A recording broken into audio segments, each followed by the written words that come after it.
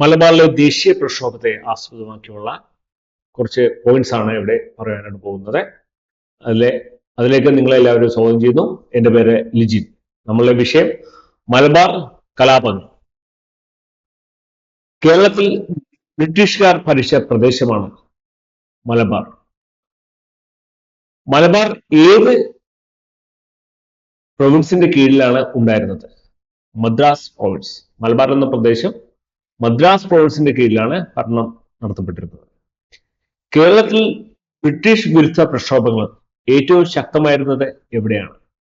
മലബാറിലാണ്. തിരുവിതാംകൂർ, തിരുക്കൊച്ചി എന്നിവ ആരുടെ ഭരണത്തിന് കീഴിലായിരുന്നു? നാട്ടുരാജാക്കന്മാരുടെ ഭരണത്തിന് കീഴിലായിരുന്നു. പക്ഷേ ബ്രിട്ടീഷ് മേൽക്കോയ്മ ഈ നാട്ടുരാജാക്കന്മാർ അംഗീകരിച്ചിരുന്നു. മലബാർ കലാപം തുടങ്ങിയ വർഷം 1836. മലബാർ കലാപങ്ങൾ ഏറ്റവും കൂടുതൽ നടന്ന പ്രദേശമാണ് മലപ്പുറം, ഏറനാട്, വള്ളുവനാട്.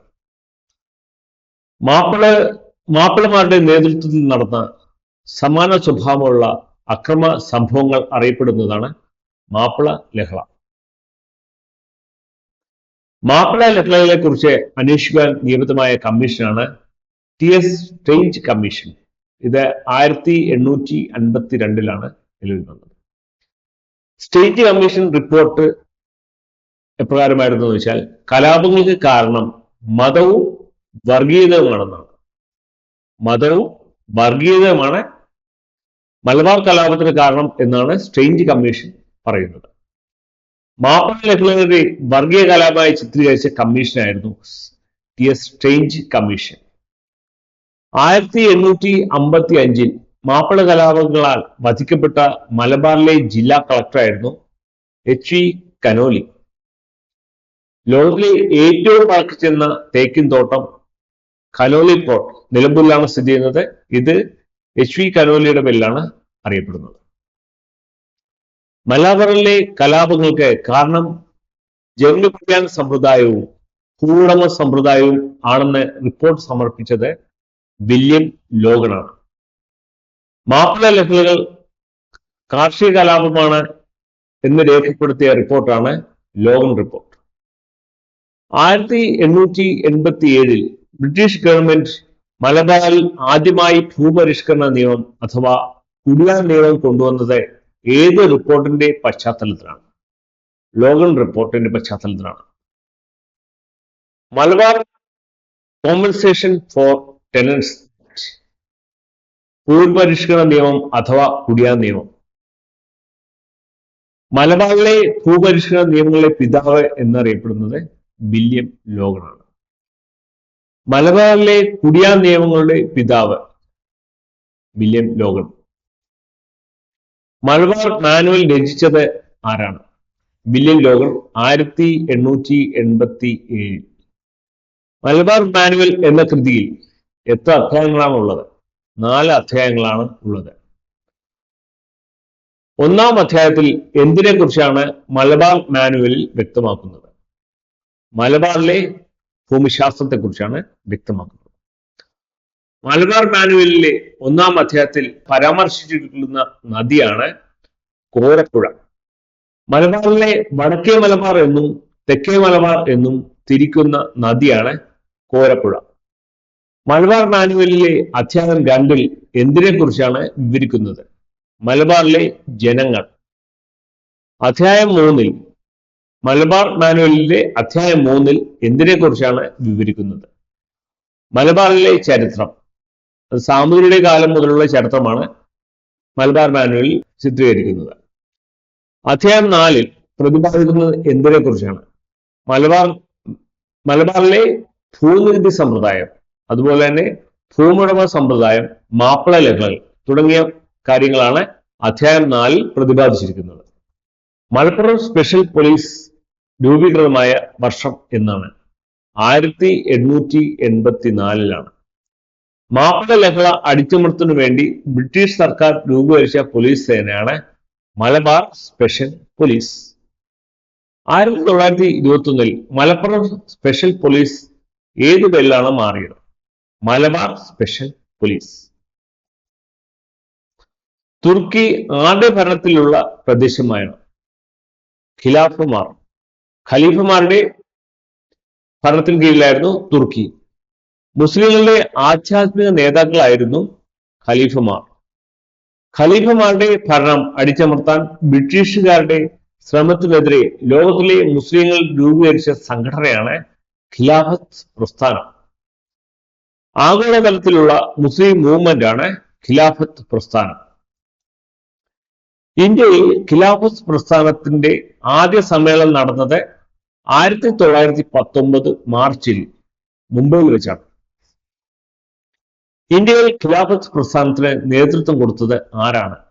അലി സഹോദരന്മാരായ മൗലാന മുഹമ്മദ് അലിയും ഷൗക്കത്ത് അലിയുമാണ് ഖിലാഫത്ത് പ്രസ്ഥാനത്തിന് ഇന്ത്യയിൽ നേതൃത്വം കൊടുത്തത്. ഖിലാഫത്ത് പ്രസ്ഥാനത്തിന് നിസ്സഹകരണ പ്രസ്ഥാനവും സംയോജിപ്പിച്ച് ബ്രിട്ടീഷുകാർക്കെതിരെ പ്രവർത്തനം ആരംഭിച്ചത് ആരാണ്? മഹാത്മാഗാന്ധിയാണ് അതിന് നേതൃത്വം കൊടുത്തത്. ഖിലാഫത്ത് പ്രസ്ഥാനത്തിന്റെ നിസ്സഹകരണ പ്രസ്ഥാനത്തിന്റെയും പ്രചരണാർത്ഥം ഗാന്ധിജി കേരളത്തിൽ സന്ദർശനം നടത്തിയത് എന്നാണ്? 1920 ഓഗസ്റ്റ് 18 ഗാന്ധിജി കേരളം ആദ്യമായി സന്ദർശിച്ചത്. ഗാന്ധിയുടെ ആദ്യ കേരള സന്ദർശനം നടന്ന ദിവസമാണ് 1920 ഓഗസ്റ്റ് 18. ഗാന്ധിജി എത്ര തവണ കേരളം സന്ദർശനം നടത്തിയിട്ടുണ്ട്? 5 തവണ കേരള സന്ദർശനം ഗാന്ധിജി നടത്തിയിട്ടുണ്ട്. ഒന്നാം സന്ദർശനത്തിൽ ഗാന്ധിജി സമ്മേളനം നടത്തിയത് എവിടെ വെച്ചാണ്? കോഴിക്കോട് കടപ്പുറത്ത് വെച്ചാണ് സമ്മേളനത്തിന് നേതൃത്വം കൊടുത്തത്. ആദ്യ കേരള സന്ദർശനത്തോടു കൂടിയാണ് ഖിലാഫത്ത് പ്രസ്ഥാനം മലബാറിൽ ശക്തി പ്രാപിച്ചത്. മഹാത്മാഗാന്ധിയുടെ സന്ദർശനത്തോടുകൂടി. പൂക്കോട്ടൂർ യുദ്ധം നടന്നതെന്നാണ്?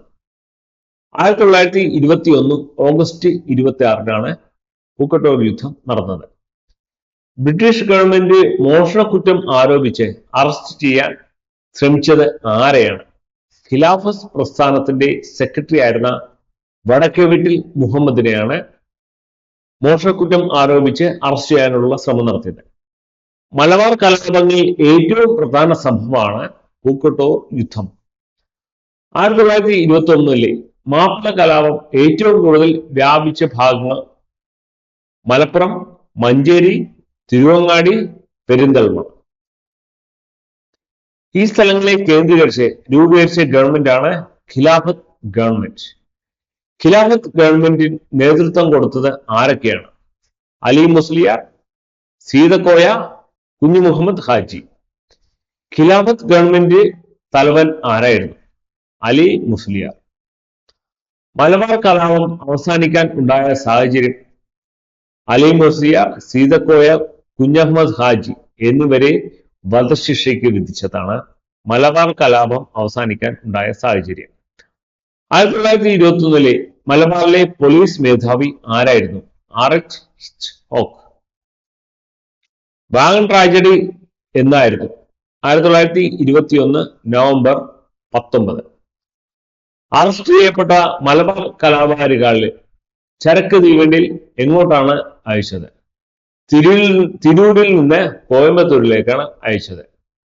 1921 നവംബർ 20 ചരക്ക് തീവണ്ടി എവിടെ വെച്ചാണ് തുറന്നത്?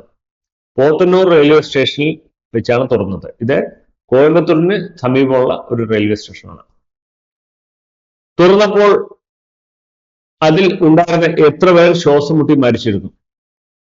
64 പേർ. ബാക്കി 6 പേർ ആശുപത്രിയിൽ വെച്ചാണ് മരിക്കുന്നത്.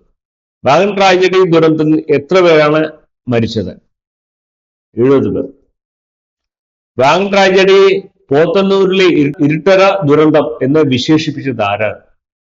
സുമിത് സർക്കാർ.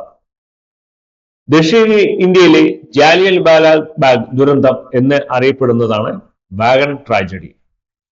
പോത്തന്നൂർ ദുരന്തം എന്ന് അറിയപ്പെടുന്നതും വാഗൺ ട്രാജഡി തന്നെയാണ്. വാഗൺ ട്രാജഡി സ്മാരകം സ്ഥിതി ചെയ്യുന്നത് തിരൂരിലാണ്. History of Malabar rebellion in 1921 എന്ന കൃതി രചിച്ചത് RH ഹിച്ച്കോക്ക്. മലബാർ കലാപം എന്ന കൃതി രചിച്ചത് K മാധവൻ നായർ. ദുരവസ്ഥ എന്ന കൃതി രചിച്ചത് കുമാരനാശനാണ്. സുന്ദരകളും സുന്ദരന്മാരും എന്ന കൃതി രചിച്ചത് PC കുട്ടിക്കൃഷ്ണൻ. അദ്ദേഹത്തിന്റെ തുലിക നാമമാണ് ഉറൂബ്. മലബാർ കലാപങ്ങളെ അടിസ്ഥാനമാക്കി 3 തലമുറകളുടെ കഥ പറയുന്ന കൃതിയാണിത്. സുന്ദരനും സുന്ദരന്മാരും എന്ന കൃതിയാണ് ഈ 3 തലമുറയുടെ കഥ പറയുന്നത്. ഖിലാഫത്ത് സ്മരണകൾ എന്ന കൃതി രചിച്ചത് ബ്രഹ്മദത്തൻ നമ്പൂതിരിയാണ്. Thank you.